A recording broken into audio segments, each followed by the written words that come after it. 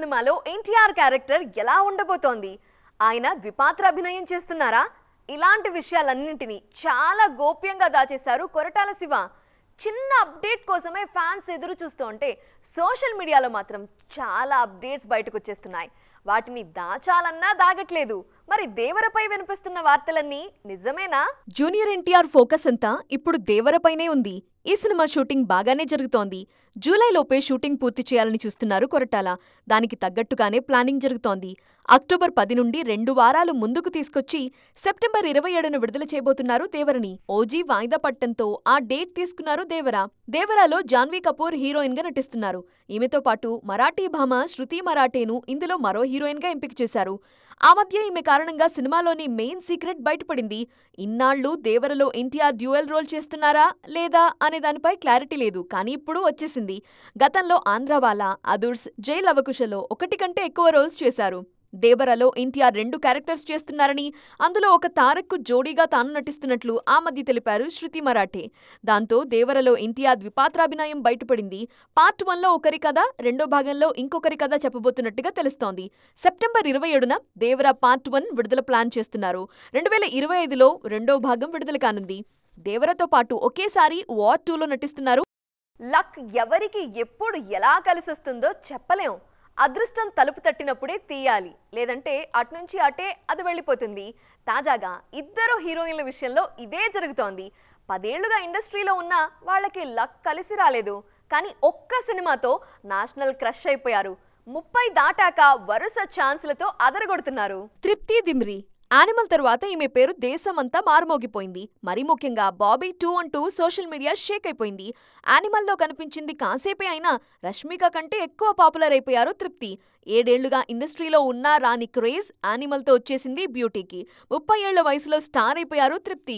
తాజాగా వికీ కౌశల్ హీరోగా కరణ్ జోహర్ నిర్మిస్తున్న బ్యాడ్ న్యూస్ లో తృప్తి హీరోయిన్. అలానే భూల్ భులయ్యా 3, విక్కీ విద్యాక ఓ వాలా వీడియో, ధడక్ 2 లాంటి క్రేజీ సినిమాల్లో హీరోయిన్ గా నటిస్తున్నారు యానిమల్ బ్యూటీ.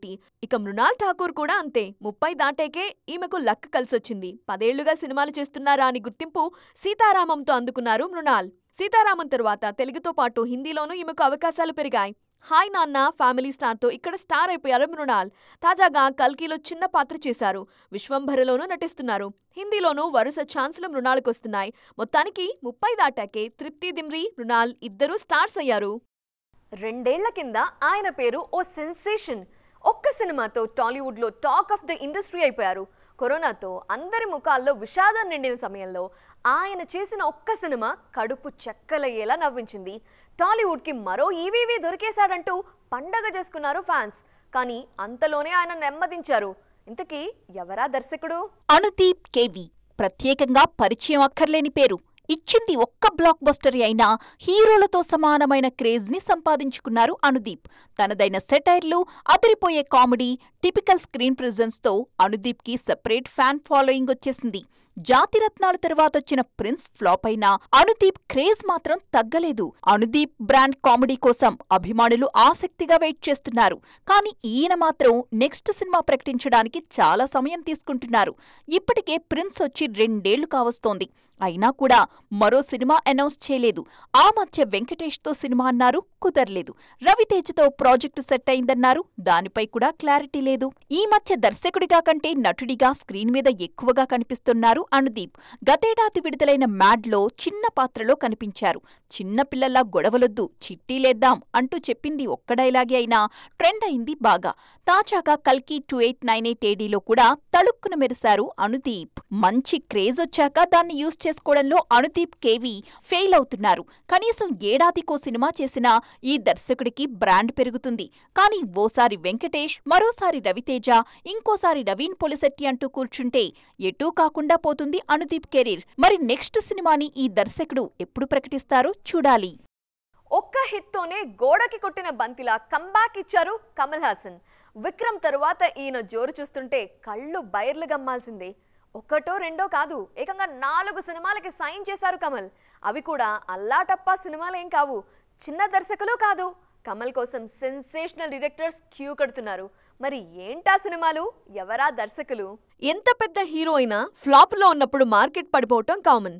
కానీ అదే హీరోకి ఒక్క సాలిడ్ బ్లాక్ బస్టర్ పడిందంటే బాక్సాఫీస్ దగ్గర చెడుగుడు ఆడుకుంటారు. కమల్ హాసన్ కూడా విక్రమ్తో ఇదే చేశారు. 20 ఏళ్ల ఆకలిని తీర్చేసుకున్నారు లోకనాయకుడు. 400 కోట్లకు పైగా వసూలు చేసిన విక్రమ్ తమిళ సినిమా రికార్డుల్ని సైతం కదిలించింది. తాజాగా కల్కితోనూ మాయ చేశారు కమల్. విక్రమ్ విజయం తరువాతే కమల్ ఆగిపోయిన సినిమాల్లోనూ కదలిక వచ్చింది. అందుకే ఇండియన్ 2 కదిలింది. ఈ సినిమా జూలై 12న విడుదల కానుంది. ఇక కల్కి యూనివర్స్లోనూ కమల్ పోషించిన సుప్రీం యష్కిన్ పాత్ర కీలకం కానుంది. వీటికి తోడు తునివు ఫేమ్ హెచ్ వినోద్, మణిరత్నం, లోకేష్ కనగరాజులతో సినిమాలు చేస్తున్నారు కమల్.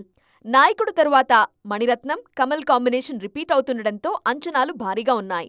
ఆ తరువాత లోకేష్ కనగరాజ్తో విక్రమ్ 2 ఉంటుంది. ఈలోపే కల్కి యూనివర్స్ కూడా మొదలు కానుంది. వీటితో పాటు ఇండియన్ 3 కూడా తెరకెక్కిస్తున్నారు శంకర్.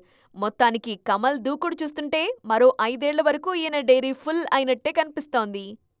హనుమాన్ తరువాత ప్రశాంత్ వర్మ ఎందుకు సైలెంట్ అయ్యారు?